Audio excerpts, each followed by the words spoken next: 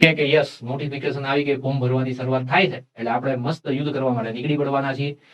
Okay, તો અહીંયા પર આપણી નવી પથદર્શક બેચ લાઈવ બેચ છે, જેની અંદર તમને જુનિયર ક્લાર્ક, તલાટી અને નાયબ ચીફનીસ આ ત્રણનો સિલેબસ આમાં કવર થવાનો છે. આ લાઈવ બેચ ની અંદર તમને ડેઈલી આપણે 4 કલાકના સેશન આપવાના છે. એક સેશન તમારો 8 થી 10 નું રહેશે, એક સેશન 10:30 થી 12:30 નો રહેવાનો છે. અત્યારે ડેમો સેશન છે આપણો ડેઈલી એક ચાલે છે, જે મોર્નિંગમાં 8 થી 10 હોય છે. બેચની અંદર તમને શું મળવાનું છે, તો કે આ બેચની અંદર આપણને મળવાનું છે લાઈવ લેક્ચર્સ, ડેઈલીના 4 કલાકના લાઈવ લેક્ચર્સ છે, expert faculty team, monthly current e-magazine, daily and weekly current affair, preparation as per new syllabus pattern and motivational lecture. Motivation ની જરૂરી છે ને, આપણે હતાશ થઈ જઈએ સેવા કેમ થશે, શું થશે, તો બૂસ્ટઅપ કરવા માટે તમારી તૈયારીને આપણે મોટિવેશનલ લેક્ચર્સ પણ ગોઠવવાના છીએ. અને સર આમાં ટેસ્ટ પ્લાનિંગ શું છે? જો લેક્ચર ટેસ્ટ મળવાની છે, તમને એડવાન્સમાં જ પ્લાનિંગ આવી જશે શેડ્યુલ ટેસ્ટનું, કે આવતીકાલે આ ચેપ્ટર્સની સપોઝ કે રીઝનિંગ અત્યારે ચાલે છે, તો રીઝનિંગ ની અંદર આજે મેં કોડિંગ અને ડીકોડિંગ ચલાવ્યું, તો આવતીકાલે સવારે અથવા એ જ દિવસે સાંજે કોડિંગ અને ડીકોડિંગ ની ટેસ્ટ છે હશે. એ જ રીતે કોઈ હિસ્ટ્રીનો સબ્જેક્ટ ચાલી રહ્યો છે અથવા ભૂગોળનો સબ્જેક્ટ ચાલી રહ્યો છે, તો જે ભૂગોળનો ટોપિક ચાલે છે તો એ જ ભૂગોળના ટોપિકની ટેસ્ટ તમને મળશે.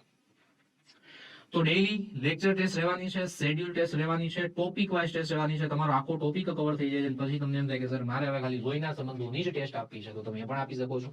તો ટોપિક વાઇઝ પણ તમને ટેસ્ટો મળી રહેશે દરેક સબ્જેક્ટ માટે. અને છેલ્લે તમને ફૂલ લેન્થ મોક ટેસ્ટ, જેવું પેપર એક્ઝામમાં હોય એવું જ પેપર આપણે અહીંયા તમને મોકમાં આપશું.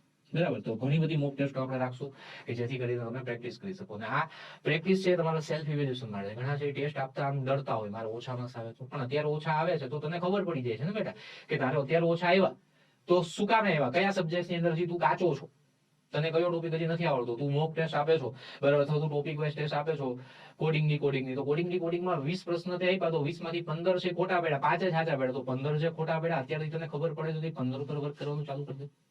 ઓલ્ડ રેકોર્ડેડ લેક્ચર્સ પણ મળશે, જો આ લખ્યું છે આપણે એડવાન્સ ની અંદર. તમારે બીજી કોઈ એક્ઝામ આવે છે, તમે આ બેચ ની અંદર જોઈન થાવ છો તો એની અંદર લાઈવ લેક્ચર્સ તો મળવાના જ છે.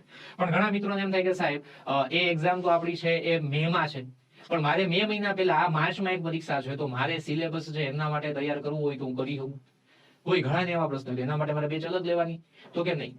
તમારે જો આ બેચ ની અંદર રેકોર્ડેડ લેક્ચર છે એ એડવાન્સમાં તમને મળી જવાના, જેથી તમે એનરોલ થાવ છો, જેથી એડમિશન લેશો ને એ દિવસે તમને રેકોર્ડેડ લેક્ચર્સ તો એની અંદર હશે. જે આપણી છેલ્લે અપડેટેડ બેચ હશે ને એના રેકોર્ડેડ લેક્ચર્સ એમાં આપણે મૂકી દીધેલા હશે.